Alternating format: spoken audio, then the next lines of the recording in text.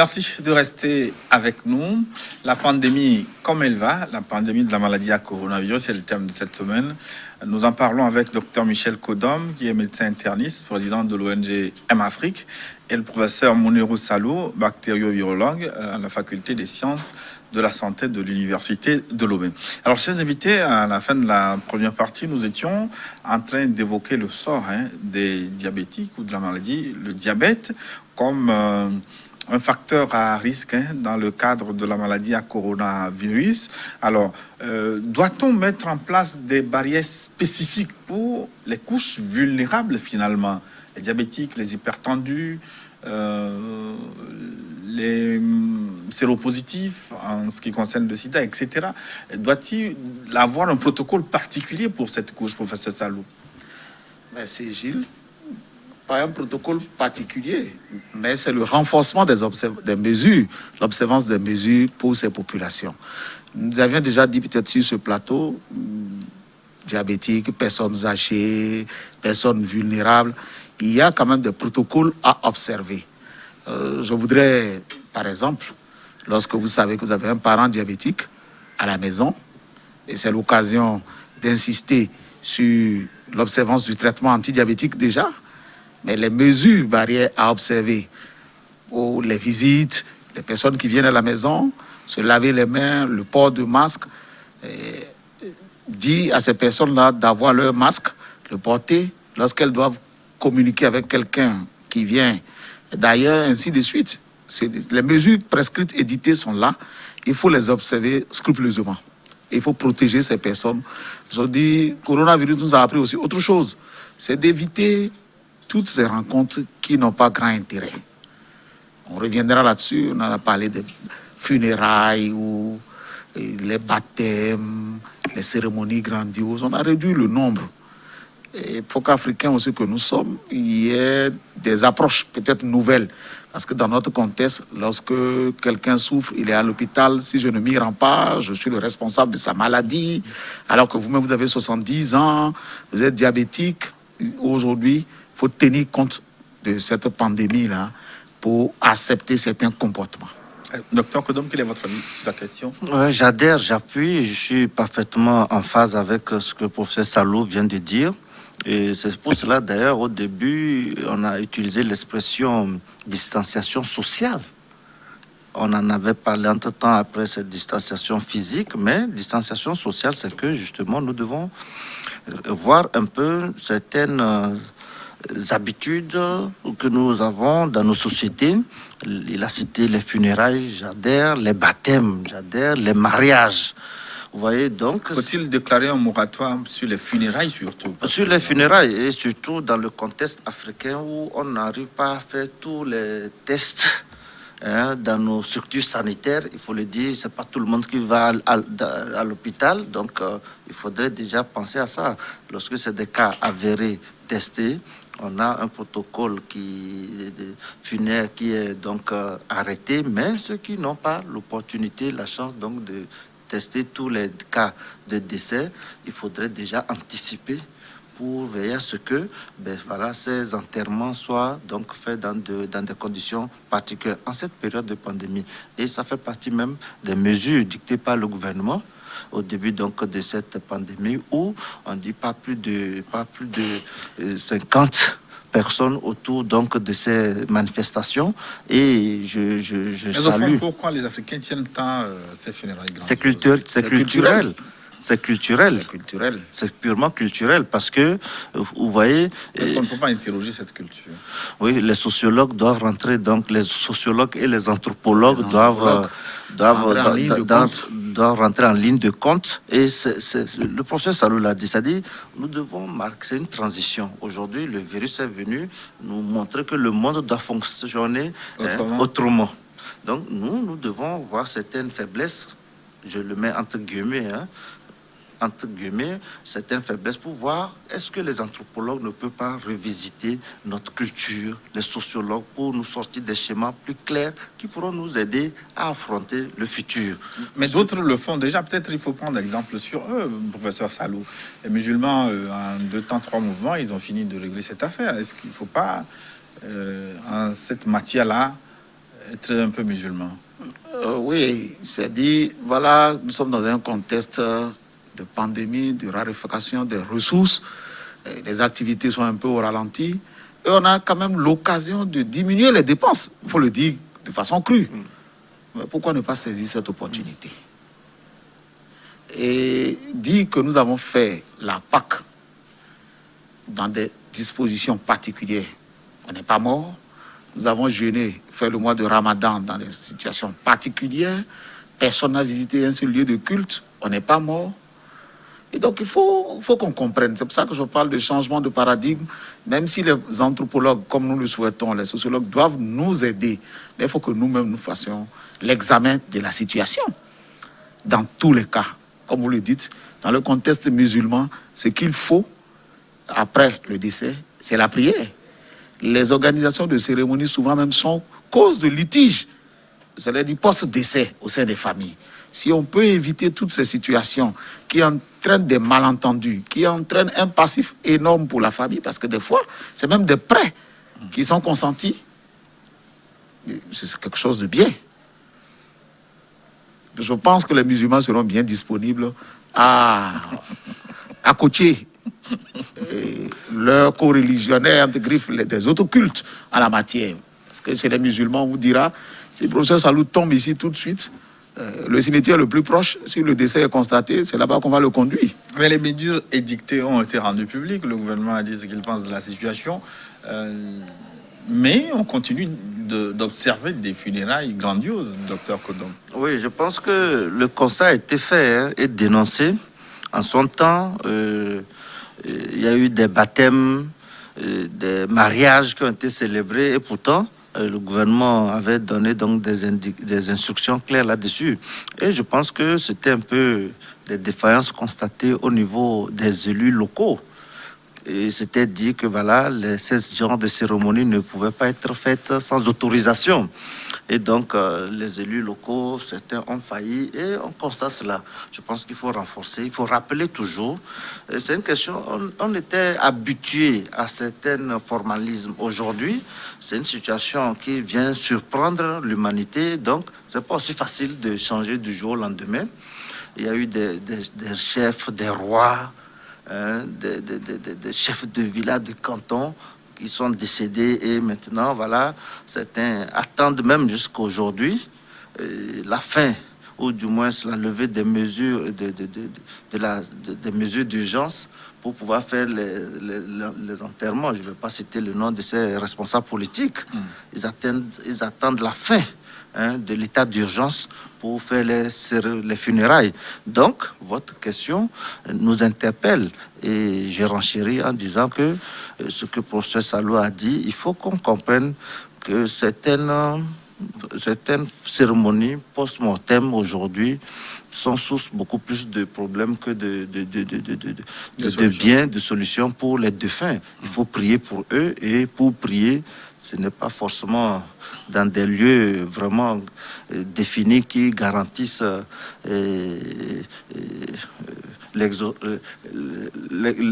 comment dirais-je, la garantie que vos prières seront exaucées, mais c'est que il faut avoir des pensées pieuses envers ces personnes et les enterrer rapidement et dignement dans la sobriété et la vie continue. Mais est-ce qu'il faut jeter dans cette corbeille de rassemblement inapproprié en ce temps de coronavirus, les consultations électorales qui ont été faites ces derniers temps dans certains pays en Afrique, des consultations, dont tout le monde connaît à peu près les résultats de toutes les façons. Est-ce que ces élections sont utiles? Est-ce qu'il ne faut pas décréter un moratoire sur les élections, peut-être sur 1 an, 2 ans en Afrique, pour éviter les mouvements de foule? Bon, dans certains pays comme l'Éthiopie, dans certains pays, les élections ont été reportées. Et dans d'autres pays, non, compte tenu du contexte politique.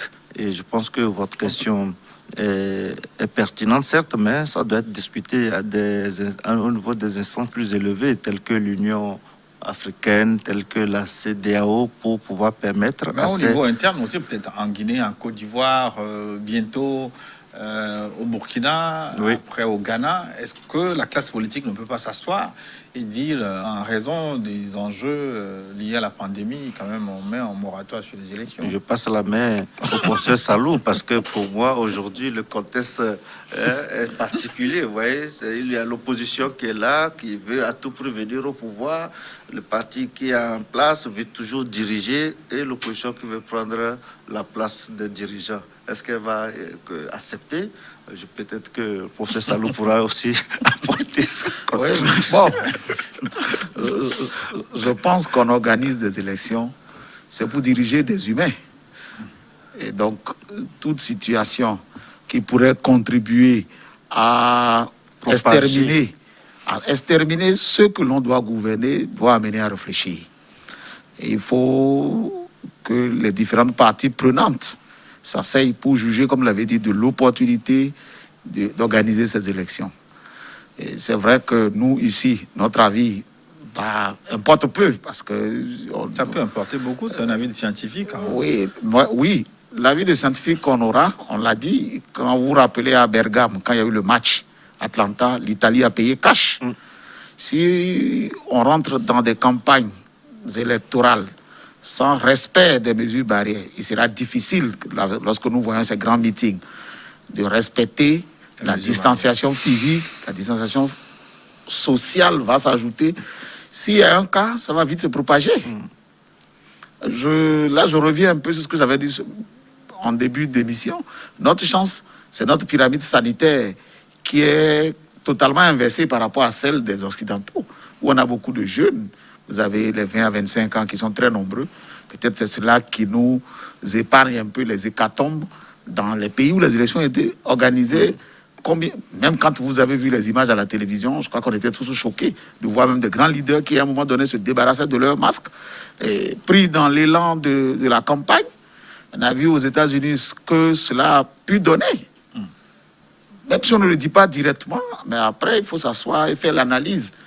Mais, comme je l'ai dit... C'est dans les élections, les manifestations de rue aussi. Vous avez évoqué le cas des États-Unis. Oui. Les chiffres aujourd'hui faramineux aux États-Unis ont peut-être un rapport avec les manifestations de rue après les incidents de George Floyd. Oui, c'est pour cela que nous avons demandé de la tempérance à tous les niveaux en ce qui concerne notre pays et que nous avons un ennemi commun pour l'instant auquel il faut faire face. Et taire un peu les questions particulières pour qu'ensemble, on soit plus fort et mettre l'ennemi dehors. En tout cas, pour nous, c'est cette approche-là. Ce que vous dites doit être réfléchi et au besoin. Moi, je suivais la radio ce matin au Burkina Faso déjà. En dehors de coronavirus, il est même dit que les zones sinistrées ou par rapport au djihadisme et autres, les élections auront du mal à se dérouler dans ces localités-là. Et il y a déjà, ça se tiraille. Ceux qui sont natifs de cette zone se sentent un peu exclus en disant nous n'allons pas participer donc au choix du premier magistrat du pays. Mais c'est des questions qui se discutent. Effectivement, c'était le cas de la RDC aussi, lorsqu'il y avait l'Ebola au niveau de Béni. Les élections n'ont pas pu être organisées, tenues là-bas. Et on a vu le président être élu. Donc, il faut vraiment adapter nos stratégies de combat pour que nous soyons en phase avec ce que nous disons à la population. Vous voyez ce qui se passe au Ghana, en Côte d'Ivoire, même aux États-Unis. On lutte contre le coronavirus, mais les gens se retrouvent sans masque dans les meetings. Mais les mesures sont dictées, on les lit, mais on voit autre chose. Je pense qu'il faut continuer la sensibilisation et surtout donner aussi l'opportunité aux scientifiques aussi d'être avant-gardistes de la sensibilisation. Lorsque les politiques prennent trop le dessus, on les voit en politique sans masque dans les meetings. Bon, la population se sent un peu confus et je pense que nous devons continuer par sensibiliser et appeler tous les acteurs. Que ce soit des acteurs politiques, justement, comme nous le faisons sur ce plateau, à ce qu'on comprenne que, même les hommes politiques peuvent mourir également de ce virus. Et le cas le plus récent, on le sait tous, il faut être très vigilant. Alors, que pensez-vous d'un type de confinement particulier, confinement ciblé par rapport aux personnes vulnérables, aux personnes âgées, aux diabétiques, aux hypertendus? est-ce que ça ne peut pas constituer une alternative, hein, puisque c'est cette couche qui est justement en jeu, particulièrement dans le cadre de la pandémie. Le mot confinement ciblé peut-être pour nous est trop fort, mais il appartient à chacun de nous de protéger ces personnes vulnérables. C'est surtout ce que moi, je voudrais proposer. Et il appartient à l'État aussi de les protéger. L'État a édicté les mesures qu'on connaît, qui ne sont pas coûteuses. Mais si j'ai un père diabétique ou un oncle diabétique qui a 80 ans, il faut que je le protège. En lui disant, compte tenu de ci, compte tenu de ça, voici ce que tu dois avoir comme comportement. Mais la voie officielle, est-ce qu'elle ne peut pas permettre de respecter encore beaucoup plus ces personnes vulnérables quand les scientifiques, peut-être les pouvoirs publics vont sortir? Peut-être que c'est dans le monde associatif. Les diabétiques, restez chez vous. Pour ces personnes, mais je crois que ça se fait.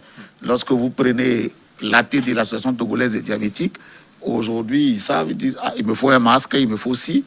Lorsque vous allez dans les associations qui prennent en charge des personnes vivant avec le VIH, on sait, on a même déjà un peu apprécié l'impact de la pandémie sur la prise en charge en termes d'accès aux structures de soins. C'est un certain nombre de choses qui sont faites. Peut-être il faut renforcer encore davantage ce qui est fait et dire que les structures de soins doivent être visitées. Aujourd'hui, on est allé même plus loin.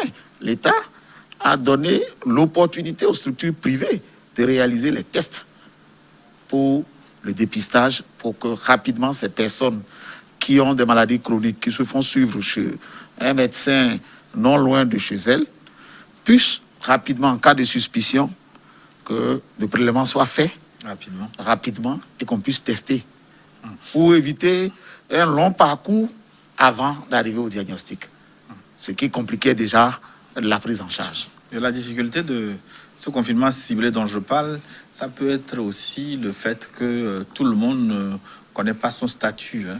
Il y a beaucoup de diabétiques ambulants qui ne savent pas qui ils sont, les hypertendus aussi, ça aussi c'est un autre problème. Ça aussi c'est un autre problème. Il a souligné, il faut peut-être donner l'opportunité au milieu associatif aussi de jouer sa partition. Et c'est ici le lieu de saluer également la coalition des organisations de la société civile du Togo qui s'est donc constituée pour lutter contre le coronavirus également. Donc, je pense qu'il faut donner... Le gouvernement a dicté les mesures, c'est clair, c'est-à-dire la logique est là.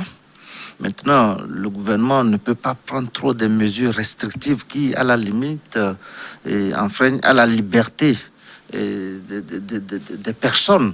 Hein, de façon brute, dire que voilà, les personnes âgées restent à la maison, ne doivent plus sortir, vous voyez que ça fait très fort. Et c'est à tout un chacun maintenant de voir, j'aime une personne âgée dans ma maison, je dois prendre des dispositions pour que justement, lorsqu'il sort, il faut que les enfants se lavent les mains d'abord avant de venir le saluer. Lorsqu'ils reviennent des classes, voilà, les écoles sont ouvertes.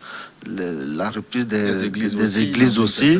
Il faut peut-être faire en sorte que les personnes âgées qui vont à l'église, qui vont dans les mosquées, je pense que les mosquées aussi sont ouvertes, puissent se retrouver quelque part. Donc ça, c'est des organisations en interne, que chaque curé aussi puisse définir des espaces où c'est peut-être 2 mètres et que voilà, c'est le prêtre qui va vers ces personnes âgées pour leur donner la communion, tout ça. Je pense à ce niveau, il faut rester assez mesuré et conscientiser plutôt les acteurs qui dirigent ces structures et pour aider ces personnes vulnérables. Et pour le cas des diabétiques, vous voyez aujourd'hui, il y a l'association togolaise des diabétiques. Il faut multiplier ces initiatives dans les autres villes aussi. Encore que il y a la possibilité de prendre en charge les personnes dans les villes de l'intérieur.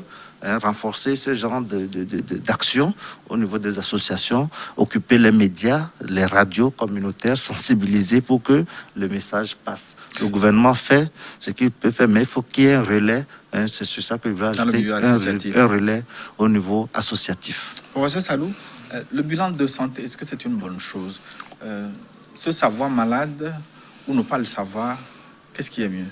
Mais je crois que la réponse découle dans l'ordre même dans lequel vous avez posé la question. Non, ce n'est pas évident. Mieux vaut savoir ce qu'on a. Et quand on le sait, on est stressé. Quand on ne le sait pas, plutôt psychologiquement. Non, pour ce que nous disons, pour ce qui est des maladies chroniques quand même, vous avez un programme national de lutte contre les maladies chroniques qui fait des tournées à travers le pays. Et c'est comme ça qu'on peut vous dire que finalement, 20-25% de gens savent si, ne savent pas si. Mais il est important d'avoir un bilan de santé. Je l'ai dit, si nous faisons des bilans pour nos véhicules, nous faisons des examens, pour, même aujourd'hui, pour ceux qui sont un peu nantis, pour les animaux que nous avons, des animaux de compagnie, mais chaque année, ne serait-ce qu'un bilan par an, cela permet d'anticiper et de voir. Mieux vaut finalement savoir que de ne pas savoir. Parce qu'il y a, il est là, l'hypertension, je peux donner comme le titre d'un film. C'est un coup de tonnerre dans un ciel serré. C'est le tueur silencieux, comme le diabète, qui vous tue à petits coups, à petit feu. Et qui amène d'autres maladies. Voilà, donc mieux vaut. Et par rapport peut-être à ce que vous dites, ce qu'il faut que nous fassions, c'est élus locaux, dignes fils de la région, j'allais dire leaders d'opinion, que nous utilisons notre position pour aider la population à avoir accès à certaines choses comme le dépistage pour le diabète, les prises de tension, favoriser des situations où on peut communiquer à travers les radios locales. Parce que des fois, ce n'est pas ignorance. Je vous dis, nos populations dans les contrées les plus reculées sont préoccupées par leur santé. Si on leur dit, c'est des gens qui sont plus disciplinés que les intellectuels. Exact. Si vous leur dites, voici ce qu'il faut faire pour bien se porter et ça ne va pas te coûter, elles adhèrent. C'est à nous d'aller vers ces populations et apporter la bonne information. Alors, je vais poser la question au médecin maintenant, docteur Kodom. Quel renseignement sanitaire est-il bon d'avoir pour un adulte, la quarantaine par exemple? Non, c'est établi. Il a dit, normalement, il faut un bilan de santé dans d'autres pays, ailleurs, surtout en Europe, aux États-Unis, dans les pays développés. Et lorsque vous êtes engagé quelque part, il vous faut une assurance maladie. Même toute la population, vous allez dans un pays comme la Suisse, vous mettez pied en Suisse, vous avez un titre de séjour, vous êtes résident, vous devez être assuré. Et vous avez un médecin de famille.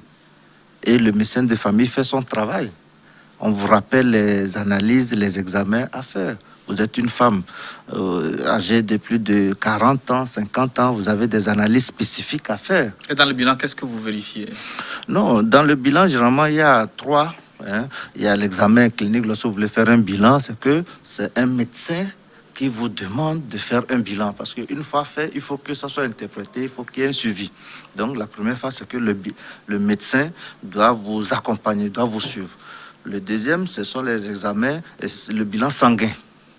Et le troisième, c'est le bilan radiologique au sens large, tout ce qui concerne les spécificités. Si vous êtes un homme, il faut faire certaines analyses. Vous êtes une femme également. Donc, voilà un peu ce qu'il faut faire. Les 3 niveaux, examen clinique, bilan sanguin et bilan radiologique, qui va du scanner, mammographie, échographie, tout ça. Je parle de radiographie au sens là. Donc, voilà à peu près ce qu'il faut faire. Oui, de façon plus concrète, hein, pour quelqu'un qui vous écoute, par exemple, dans un petit de coin, façon dans un plus village, concrète, dans un village, c'est savoir que d'avoir des informations sur sa santé.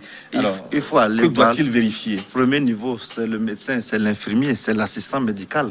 J'ai dit, il y a 3 niveaux, ça dit, vous n'allez pas venir dire, non, docteur, je veux faire telle analyse, je veux faire tel bilan. Non, c'est pas comme ça. Ah bon? Docteur, je suis venu pour vous voir, pour voir ce que vous allez me conseiller, pour connaître mieux mon état de santé. Voilà. Ouais, c'est en ce moment-là que ça se complique avec des ordonnances longues comme le bras.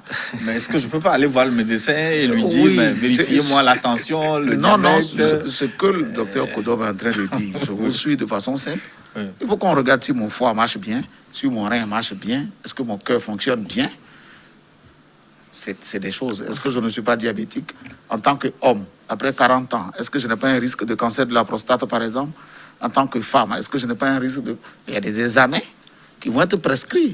Et comme il dit, c'est le clinicien qui vous regarde en fonction des éléments qu'il a collectés, de l'âge que vous avez, qui va donner priorité à certains examens par rapport à d'autres. C'est vrai qu'il y a des examens basiques qui vont être faits dans un premier temps.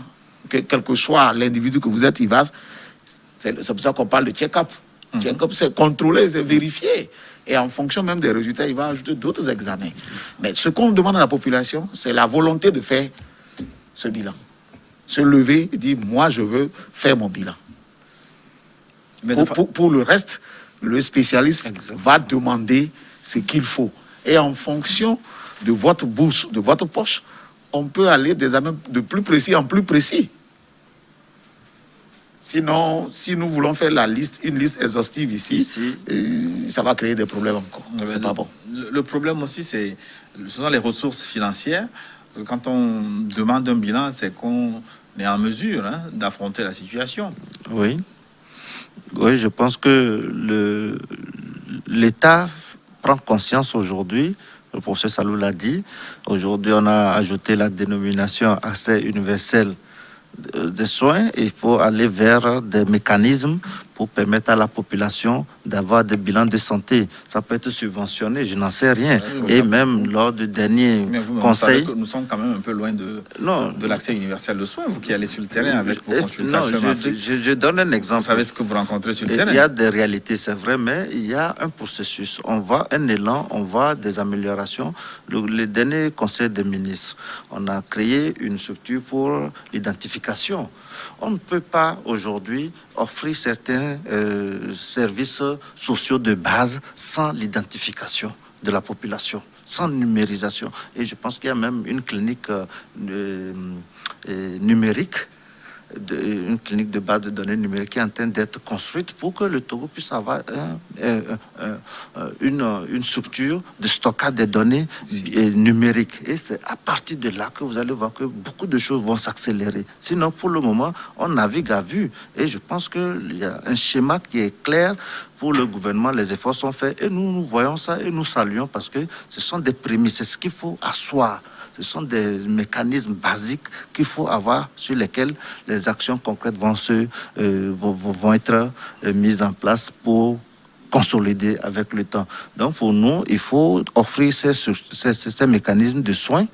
Et cela passe par l'identification qui va bénéficier. Il faut faire des prévisions. Si vous ne connaissez pas exactement là où les gens se retrouvent, quelles sont les structures qui sont là, qui peuvent offrir ces prestations, on ne peut pas vraiment donner la possibilité à la population de bénéficier de ces bilans de santé. Et ça va venir. Nous, lorsque nous allons dans les villages, on voit certaines réalités qui sont insupportables. Mais nous restons optimistes parce que ce n'est pas au Togo seul. Lorsque vous allez au Tchad, ce sont les mêmes faiblesses. Lorsque vous allez dans les villages de la Côte d'Ivoire, ce sont les mêmes réalités. Donc, c'est une marche que nous, intellectuels, nous devons soutenir et rester optimistes, ne pas surtout gâcher les acquis et se greffer donc sur ces acquis justement pour progresser. Quelqu'un a dit soigner les certitudes. En dehors du bilan de santé, ce que je retiens de vos propos aussi, c'est d'adopter un certain régime de vie, un code de vie pour éviter, en tout cas, pour être à l'abri de beaucoup de choses, contrôler son alimentation, faire du sport et bien gérer son stress. Bien entendu, si on se réfère même aux propos de Confucius, qui dit que ton alimentation soit ton remède. L'hygiène de vie est capitale. Et je reviendrai, l'interniste va vous dire, des fois, quand on reçoit un patient, la prescription, c'est une hygiène de vie. Ce n'est pas des médicaments. On va lui demander d'avoir de l'activité physique et de dormir dans un environnement sain. Même si vous vous couchez là où il y a trop de bruit, c'est pour ça que les brigades mondaines existent. Il y a un certain nombre d'éléments. Mais pas beaucoup sous nos cieux.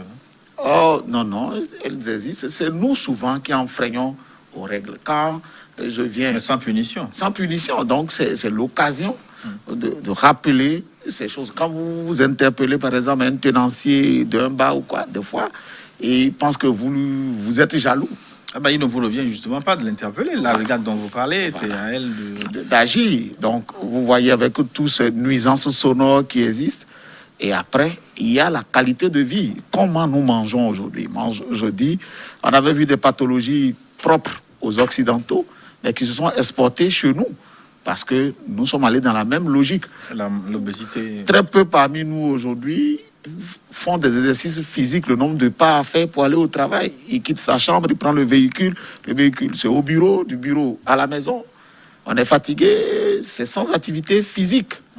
Et malheureusement, nous sommes éloignés souvent de nos lieux de résidence. Donc, le principal repas de la journée, c'est le soir que nous le prenons. Ce qui est contre-indiqué. On demande, de manger comme un roi le matin, comme un prince à midi et comme un pauvre le soir. Et nous inversons la tendance avec tout ce que cela comporte comme risque. C'est une invite à nous tous, y compris nous-mêmes. Notre mode de vie doit être revisité. Et toi, avec la technologie, est-ce que la technologie là ne joue pas contre la santé? Oui, mais en même temps, moi j'ai on voit été... certaines activités physiques supprimées par la technologie jusqu'à l'igname-pilé, Voilà. remplacé par des machines. Oh oui. Est-ce qu'il ne faut pas laisser Je peux rester dans ma chambre et commander ma pizza. Mais il y a quand même des actes. Moi, j'ai vu au Kenya, à Nairobi, on vous dira dans les hôtels, dans les restaurants, il vous est difficile d'avoir le petit flacon de sel. Il n'y en a pas. Avoir du sucre, que le thé se consomme sans sucre. Historiquement, c'est sans sucre. Si vous mettez du sel à votre repas tous les jours, vous mangez un peu plus salé chaque jour. Et cela est un facteur de risque pour l'hypertension. Si vous prenez du thé sucré, alors que vous n'en avez pas besoin, parce qu'à côté du thé, vous avez une omelette, vous avez c'est tout ça. Et ça, c'est un travail qui mérite d'être fait. Les nutritionnistes sont là, peut-être des voies plus autorisées, mais en tant que spécialistes quand même, nous avons notre mot à dire. Docteur Kodom, vous n'insistez pas beaucoup sur ces aspects souvent. Oui, effectivement, je pense que c'est quelquefois l'ignorance. Sinon, lorsque vous prenez le code de la santé publique du Togo, c'est clair. Il y a des articles qui parlent de la gestion des bruits sonores. Et c'est écrit. C'est des tests qui sont promulgués par le chef de l'État. Donc, ça veut dire que ça doit rentrer en application. Mais malheureusement, la population ne sachant même pas, un tenancier de bar peut faire de la musique, mais vous êtes confus parce que c'est un cadre du parti ou bien c'est un cadre enrichissime. Donc, vous êtes confus alors que la loi, normalement, vous permet de porter plainte et d'aller vers les personnes chez qui vous devez vous plaindre. C'est la raison pour laquelle nous avons même formé des agents de police, des gendarmes sur le code de la santé publique du Togo, justement, parce qu'il y a des dispositions qui ont été pris, mais bon, qui ne sont pas voilà, parce que souvent ces documents intéressants ne sont pas vulgarisés. Non, pas vulgarisés. Sont vulgarisés, je ne dirais pas, c'est méconnu par la population. Nous avons une autre tare. Seulement méconnu, mais nous ne lisons pas. Nous ne lisons pas le plus souvent. Le vrai problème, c'est que nous ne gardons que ce que nous avons entendu. Nous ne lisons pas. Mais est-ce qu'il ne revient pas au pouvoir public de faire exécuter les lois que le pays, l'État s'est donné? Oui, à ce niveau, quelquefois, ce qui pêche, c'est les mesures, les tests d'application. Les tests sont bien élaborés, mais les tests d'application souvent n'accompagnent pas ce genre de mécanisme. Et je pense que ça va venir. Mais c'est le rôle aussi des associations, des ONG. Lorsque ces lois sont votées, promulguées, c'est qu'il faut aller donner l'information. Il a dit, les gens n'aiment pas lire. Il faut adapter, j'allais dire, notre manière de communiquer avec la population. Vous donnez, on dit souvent, pour cacher quelque chose à un Africain, il faut le mettre dans un livre. Et donc, nous, aujourd'hui, c'est une faiblesse. Ça prendra un peu de temps, mais à l'instant, qu'est-ce qu'il faut faire? Il faut occuper les médias, il faut sensibiliser, il faut faire les porte-à-porte. Les marchés sont là, il faut que les gens descendent. Il faut la stratégie avancer. Et lorsqu'on voit le taux de couverture vaccinale dans nos pays africains, on se félicite. Et vous savez pourquoi c'est la stratégie avancée? C'est parce qu'il y a des gens qui vont à la rencontre de ces enfants dans les maisons, les porte-à-porte qui marchent. Et nous devons adapter quelquefois nos stratégies de communication sur ces réalités. Et comment promouvoir les activités sportives? Là, c'est très facile. On en parle tous les jours. On en parle tous les jours. Ça n'arrive pas à rentrer dans les habitudes. Non, pourquoi ça ne rentre pas dans les habitudes? C'est au niveau organisationnel. Ça dit, lorsque nous, médecins, nous passons le message, on donne les bienfaits du sport. Il faut qu'il y ait des relais. C'est pour cela, la démocratie aujourd'hui, l'avantage, c'est que vous pouvez créer une association dans le quartier, si vous êtes convaincu que le sport est bien, et vous organisez 24, ou du moins 20 jeunes, 10 jeunes autour de vous pour aller sensibiliser les mamans dans les maisons pour dire que maman, le samedi matin, s'il te plaît, 30 minutes, 1 heure de temps, il faut qu'on marche. et communiquer, parce que lorsque vous allez voir les mamans obèses avec des jeans, avec des culottes ou bien des sous-vêtements, il y a des jeunes bandits indisciplinés qui vont se moquer d'elles parce qu'elles sont trop grosses. Tout ça, ça fait partie de la communication pour que ces mamans ne soient pas frustrées. Il faut les encourager. Et ça, ce n'est pas l'État qui dicte. C'est nous qui devons prendre le relais. Et c'est ça qui fait la force de certains pays développés où il y a tellement d'associations et des associations qui sont dans les quartiers, qui sensibilisent, qui sont proches des communautés pour améliorer justement certaines bonnes, pour relayer certaines bonnes pratiques pour le bien donc de ces communautés. Et au Togo justement et dans la plupart des pays, on donne facilement les autorisations. Il suffit de dire, voilà, association pour la promotion du sport dans les quartiers du Togo, on va vous donner le récépissé. C'est tellement facile, j'en ai créé tout de suite déjà. Vous pouvez prendre le flambeau et commencer le travail. Merci pour le business. C'est Salou. Oui. On parle de l'Europe maintenant qui fait face aussi à une deuxième vague de la pandémie. Là-bas, ça chauffe réellement. Alors, quelles pourraient être les conséquences de cette deuxième vague sur le continent? Oui, il peut y avoir des conséquences, d'autant plus que... D'ailleurs, est-ce qu'on peut comprendre pourquoi ça revient en force là-bas? Oui, en tout cas, il y a des explications certainement. Il y a eu le relâchement, il y a eu l'été festif. Vous avez vu les images, il y a eu des associations qui étaient même contre même le port de masque, ça et là. Reconnaissons et saluons nos autorités. Le retour du froid aussi. Oui, non, avant ça, saluons nos autorités. Nous avons eu quand même le courage de décréter le port du masque obligatoire avant beaucoup de pays européens. Et il y a aussi certainement l'évolution même du virus qui, à un moment donné, était beaucoup plus facilement transmissible. C'est-à-dire une souche qui était facilement transmissible, mais moins virulente. Et les choses évoluent de proche en proche. Là, au niveau africain, on collecte les souches un peu pour voir qu'est-ce qui circule chez nous aussi. Et comme vous le dites, bon, il y a peut-être des facteurs non maîtrisés. Est-ce que c'est l'accès au diagnostic? Est-ce que c'est la lassitude? Toujours est-il que le nombre de cas a augmenté et on est en train d'aller, pour certains, pour d'autres, on est déjà au reconfinement. Y a-t-il un impact sur nous? Il peut y avoir un impact dans la mesure où les activités vont être ralenties. Si je dis n'importe quoi, heureusement, si le masque est produit dans un pays où il y a le confinement, la quantité, le rendement va être bas et nous allons être affectés. Nous avons des réactifs, des tests que nous utilisons pour le diagnostic ici. Vous voyez un peu avec le confinement, le rythme de travail qui va diminuer. C'est sûr que dans 2 mois, 3 mois, nous allons être impactés d'une manière ou d'une autre, de façon indirecte. Il y a un impact. Docteur Kodom, est-il possible une deuxième vague pour le continent aussi? Bon, pour ma part, je reste prudent. On ne sait pas ce qui va se passer. Ça peut arriver. Ça peut arriver. Et la chance aujourd'hui, c'est que l'Afrique était pratiquement le dernier continent sur lequel le virus est invité. En mars, on était les derniers.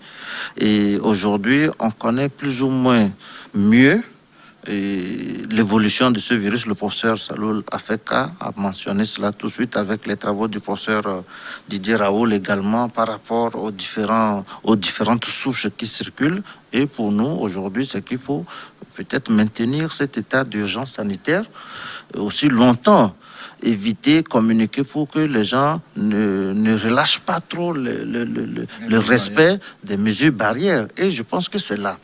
En été, il a dit, nous avons vu des images où les médias montraient les personnes à la plage, en train de se baigner.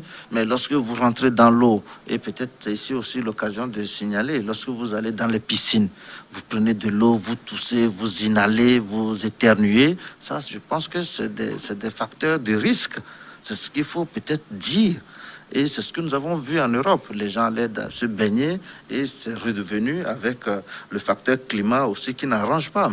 Et je pense qu'au niveau de l'Afrique, nous devons sensibiliser, continuer à sensibiliser et demander aux élus locaux, aux chefs traditionnels de s'impliquer pour que justement les mesures de distanciation sociale, surtout avec l'organisation de tout ce que nous avons déjà énuméré lors de la première partie de cette émission, pour que justement nous ayons à l'esprit que dès lors que le gouvernement n'a pas levé des mesures de restriction, nous devons nous montrer cohérents vis-à-vis de cette décision et travailler pour éviter, parce que aujourd'hui le corona a plombé certaines économies en Europe.